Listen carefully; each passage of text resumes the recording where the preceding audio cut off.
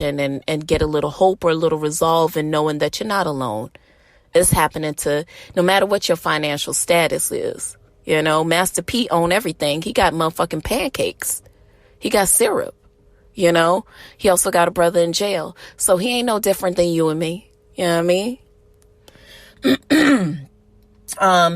So you guys are also, you know, to go back to the Meg thing, you guys are also calling her a snitch. Even Tekashi posted something saying that Meg is his new favorite rapper. Meg is not a snitch for saying that this nigga shot her. I'm sorry. She's not a snitch. You know, we got to stop holding other people accountable for people's actions. He did something, hold him accountable. You know? But we so used to protecting the black man and saying, oh, it's unfortunate because he got to deal with this and he got to deal with that. And so I have to protect the black man. I have to protect the black man. But I think what's often sad is that we don't receive that same level of protection from black men.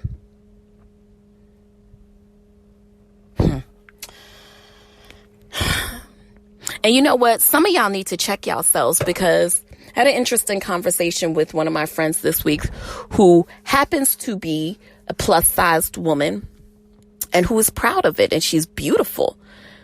And, you know, I know a lot of women who, and a lot of people, period, who struggle with weight. I myself have the misfortune of struggling with my weight only from the perspective of a lack of consciousness when I'm eating, or eating to suppress, or eating to anesthetize the pain that I might be going through. So I get to a level of unconscious eating, right? Which causes my weight to fluctuate. And I don't have, you know, the same metabolism that I had 20 years ago. So there you have it. But I was talking to my friend and she imparted something on me. And she said, you know, as a bigger woman, I have been taught that my value is in reduction. If I shrink myself, I'm more of a woman. I'm less of a problem. If I appear smaller in a room, if my voice isn't loud, if my body isn't big, if my weight, if everything about me is reduced, that reductivism is where my value lies. My value lies in me being a woman who doesn't take up space.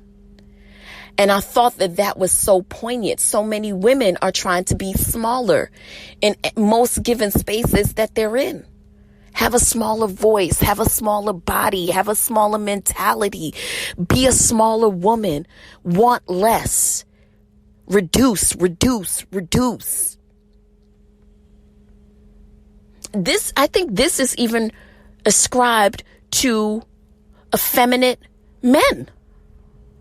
Reduce. I know a lot of gay men who perhaps may be a little bit more effeminate and operate from that same guise.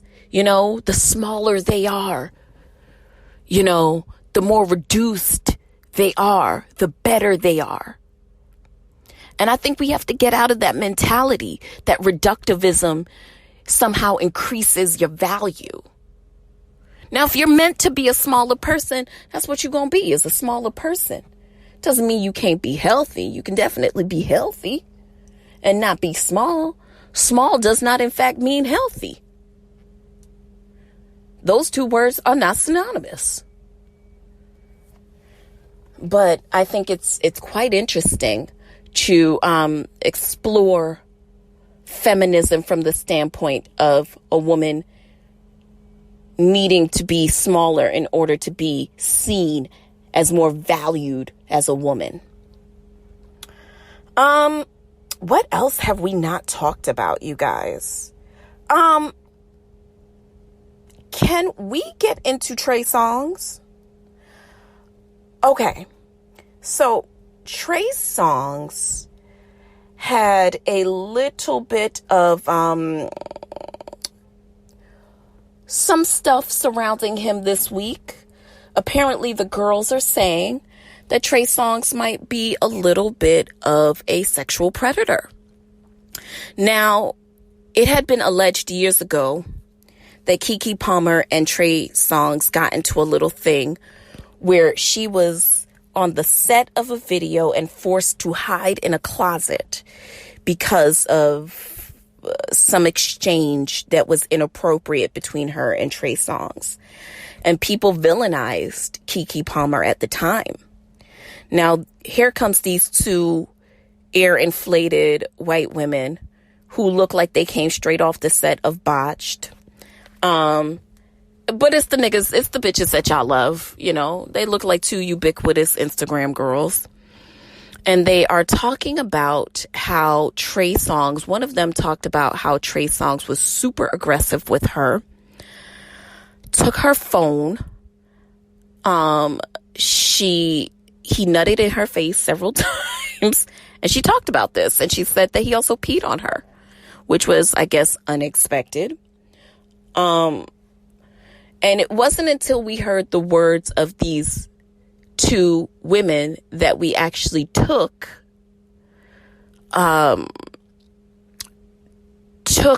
people's claims seriously regarding Trey Songz being a sexual predator. Now, a lot of you are calling for Tory Lanez to be dropped from songs and what have you. And I don't want to be one of those people that is quick to, I don't want to tell you, number one, what to do in terms of, you know, hearing this Trey Songz story. And, you know, this kind of goes back to what I talked about in terms of you can have brothers who are sociopolitically conscientious, but not necessarily conscious. You know what I'm saying? And I think that's what we may be seeing in the case of Trey Songz. Trey Songz is out here doing a lot in the vein of black conscientiousness. But when it comes to the vein of consciousness as a man, I don't know where he's operating from. So more to come on that. Have you guys heard about Breonna-Con?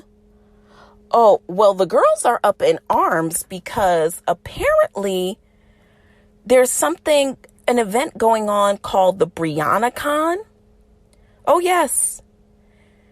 Now, Breonna Taylor, who has been dead for some time at the hands of police in Louisiana. Now, while some people think that Breonna Taylor should be honored with a myriad of what I believe to be inappropriate attention grabbers, there is a 4-day convention that will take place in Louisville, Kentucky. It was founded by Tamika D. Mallory. Now, the participants include Portia Williams, Phaedra Parks, Yandy Smith, Ricky Smiley, Giselle Bryant, and Jamal Bryant. Now, participating in the convention will be families of Breonna Taylor, Eric Garner, Trayvon Martin, George Floyd, and Tatiana Jefferson and Antoine Rose. Now, the event is about beauty, money, and justice, right? It is being termed a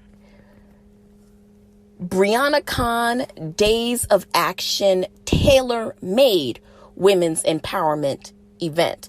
Now, I don't know if this event is going to, I don't know if proceeds from this event are going to serve to help the families of Breonna Taylor and the other families that I mentioned. I have no idea.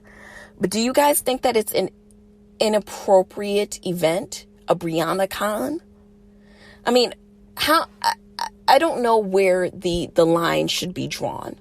You know, I think it's weird, you know, but I also don't know where the proceeds are going. I don't know if this is just going to line Giselle and her man's pockets, or if this is going to help these families and these people are just kind of doing it, trying to raise awareness and trying to raise money.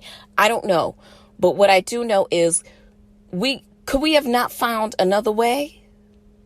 Could we have not found another way? During a pandemic, I don't necessarily know that this is the safest thing. And also if the optics on this seem to be the right message. Just me. Just me, I don't know. All right, so what else have we not touched on? Are we going to get into wait a minute.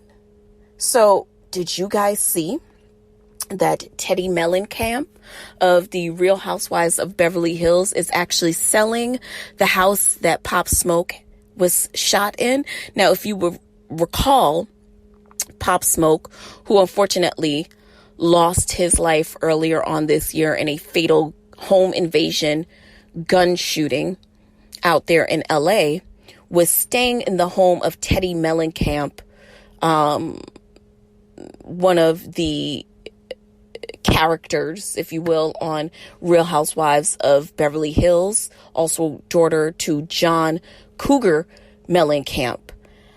So Teddy, who owns the house that Pop Smoke was renting, back in February, has decided to put the property up for sale, and she just wants to kind of get the whole event behind her. So that's been interesting. What else has been interesting?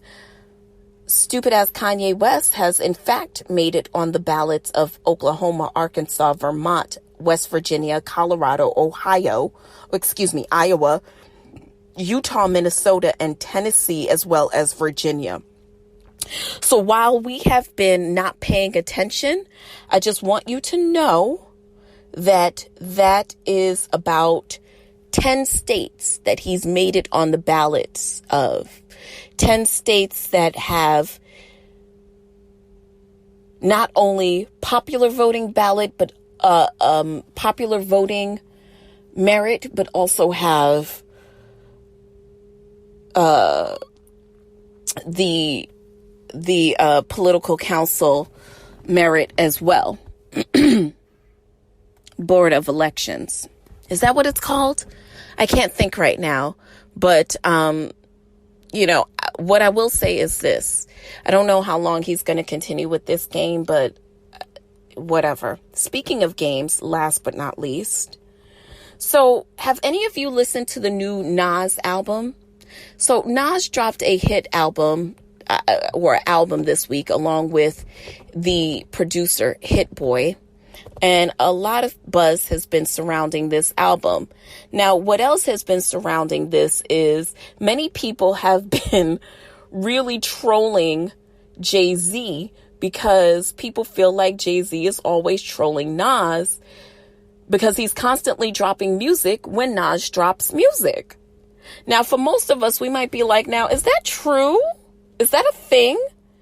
Now, there was a lot of music that dropped this week. Mariah Carey dropped a single with Lauryn Hill, which, I hate it when you guys say that there's a collaboration when really it's just some background vocals and some approved background vocals that's happening. I don't necessarily consider this Save the Day song as an actual collaboration between Lauryn Hill and Mariah Carey as much as I consider it as like a sample hit. Like, okay, you got the same collaboration that all the other girls get from Lauryn Hill, and quite frankly, Mariah Carey don't need Lauryn Hill. No shade, but she don't need Lauryn Hill.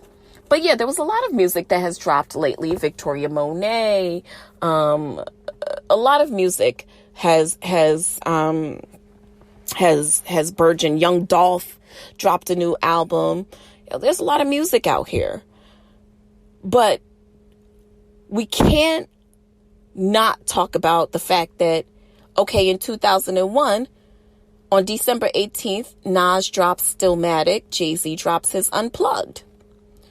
On November 30th of 2004, Nas drops Streets Disciple, Jay-Z drops Collision Course.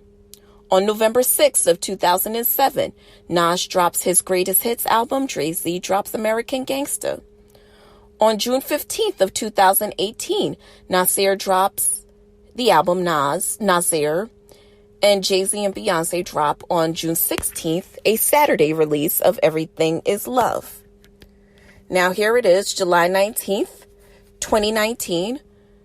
Nas drops The Lost Tapes 2. Beyonce Jay-Z which I don't know if this is fair, but Beyonce drops on the same day the Lion King soundtrack. All right, cut now to August.